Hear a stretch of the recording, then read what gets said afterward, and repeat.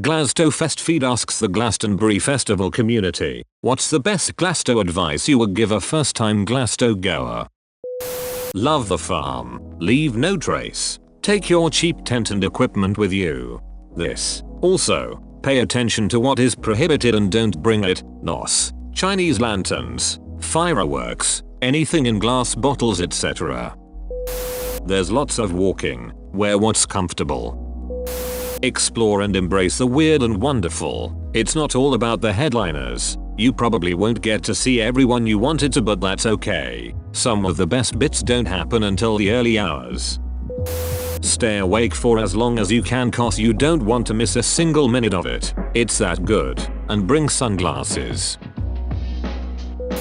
Be prepared to have a moment where you will be filled with huge range of emotions, euphoria where you will simply just cry.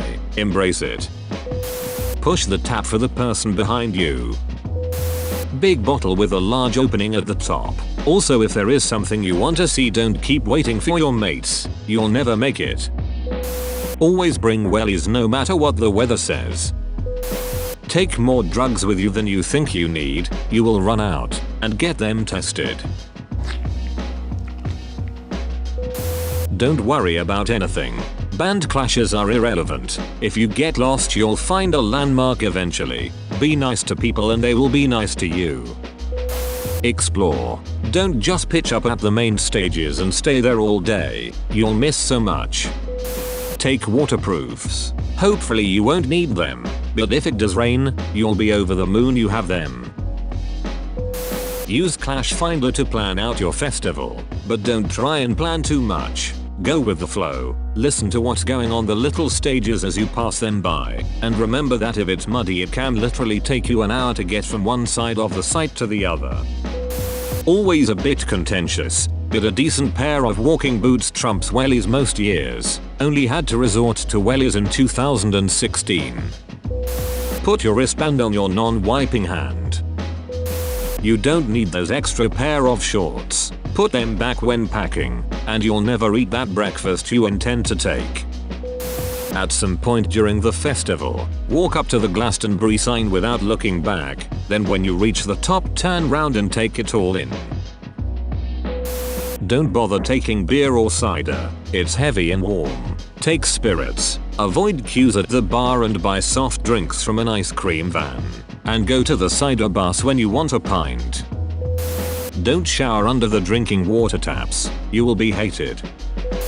Do not wear a playsuit, /jumpsuit, all-in-one, just don't. Also, bum bags are pretty useful. There's no feel like realizing you have to take your entire playsuit off and get your tits out in a portaloo that doesn't lock, with 20 people queuing outside, while trying to keep the door shut, not expose yourself or drop your phone down the shitter. Haha, this properly made me laugh out loud. The fear is real. They look great, but just don't do it. Gotta learn the hard way. I always have a little chuckle to myself at girls wearing them. I just know the regret they'll have later. Don't blow all your coke on the first night.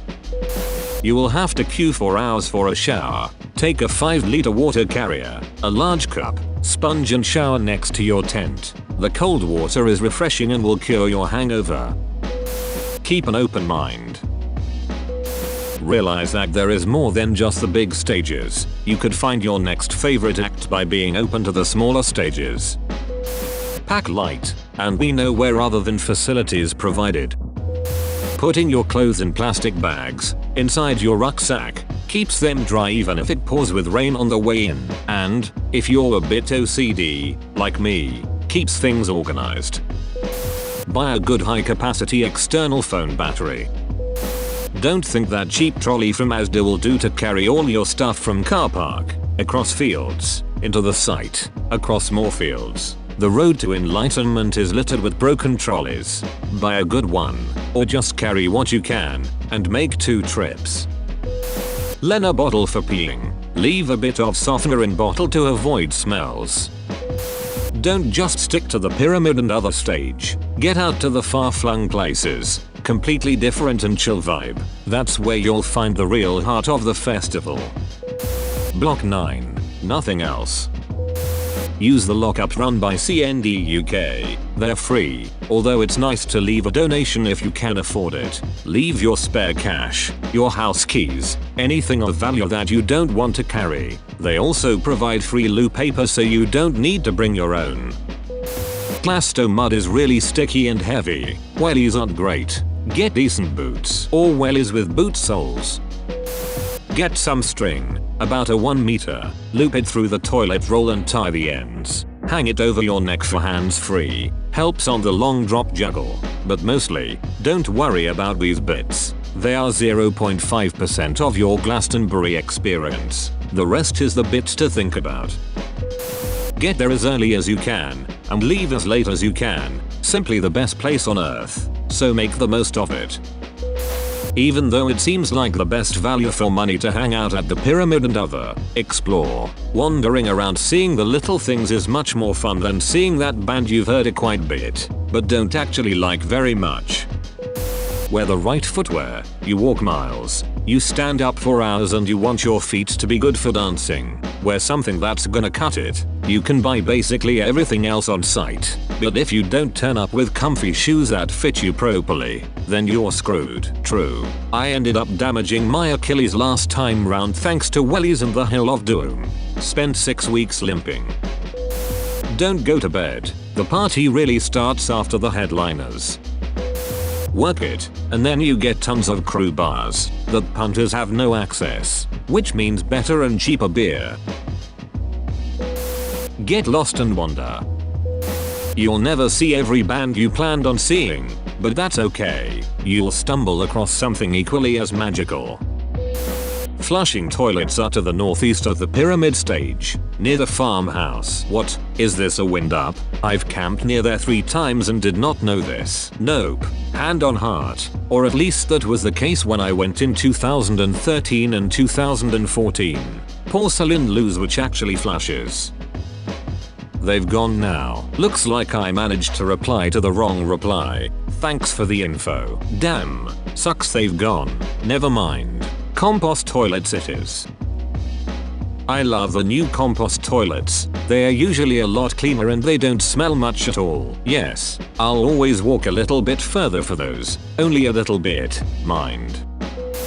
Don't be scared of going on your own. You'll make loads of new friends, and the plus side is you can do what you want. There's plenty of social groups around that you can start getting involved in now. On Twitter there is #Twisto and then there's also groups over on festivals. I've been 4 times. Twice on my own and it's honestly much better.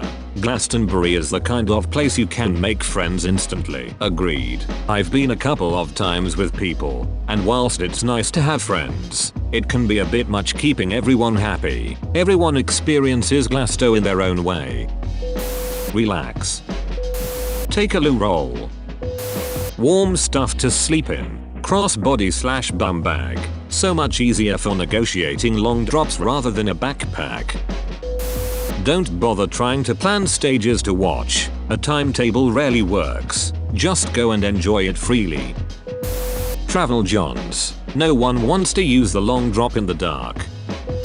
Take good walking boots over wellies. Make 2 trips from the car. First just tent and ticket. Second everything else later in evening. Put your wallet, keys, and expensive stuff in the CND lockups. Such a great peace of mind.